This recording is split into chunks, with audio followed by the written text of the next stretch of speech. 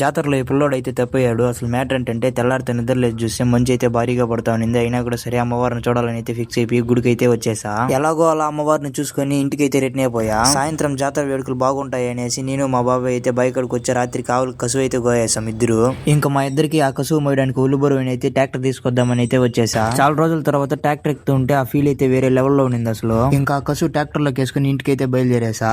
మామ నేనైతే అందరికి విషయం చెప్పాలనుకుంటున్నా. మీ అమ్మ నాన్న వ్యవసాయం చేస్తున్నారంటే మీరు కూడా ఆ పనులు సిగ్గుపడకుండా అయితే చేయండి. అప్పుడే మీ అమ్మ నాన్న పడే కష్టం విలువ ఏంటో మీకు తెలుస్తుంది. మీ దగ్గర ఉన్న 10 రూపాయలని ఎలా పొదుపుగా ఖర్చు పెట్టాలో కూడా తెలుస్తుంది. ఇంకా నేను ఇంటికి వచ్చేసరికి మటన్ సంగటి అయితే రెడీగా ఉండింది. సంగటికి మటన్ కి వేరే లెవెల్ కాంబినేషన్ అసలు. ఇంకా తినే చోట అయితే నేను మా అన్న అయితే అసలు సిగ్గే పడము. ఇద్దరు కుక్క తిన్నట్టు తినేసి బయట పనుందని అయితే బయలుదేరేసాం. వచ్చిన పని చూసుకొని మళ్ళీ ఇంటికి అయితే రిటర్న్ అయిపోయాం. వచ్చే దారిలో ద్రాక్ష కనబడిస్తే దాన్ని అయితే తీసుకొని తింటూ అయితే ఇంటికి అయితే వచ్చేసాం. ఇంటికి వచ్చేసరికి జాతరకి టైం అయితే అయిపోయింది. 2 ఊర్లలోన జాతర జరుగుతుంటే ఫస్ట్ అయితే ఒక ఊరికి అయితే వచ్చేసి జాతర ఎలా ఉందో ఏంటో చూసుకొని మళ్ళీ వేరే ఊరికి అయితే బయలుదేరేసాం. ఇంక ఇక్కడికి వచ్చి అమ్మవారిని చూసుకొని జాతర అంతా ఒక రౌండ్ వేసి ఇంటికి వెళ్ళిపోదాం అనే టైంలో అమ్మవారిని మోసే అదృష్టం అయితే దక్కింది నాకు మా అన్నకి. ఇంకలా అమ్మవారిని కొద్దిసేపు మోసేసి ఇంటికి అయితే బయలుదేరేసాం నేను మా అన్న. అదే టైంలో జాతరలో ఒక పిల్లోడు అయితే తప్పి ఉన్నాడు. ఇంకా తన డీటెయిల్స్ అంతా కనుక్కొని తన ఇంటికాడైతే దింపేసి నేను మా అన్న ఇంటికి అయితే రిటర్న్ అయిపోయాం. ఈ రోజు వీడియో అయితే ఇంతే మామ. రేపు మళ్ళీ కలుద్దాం. బాయ్.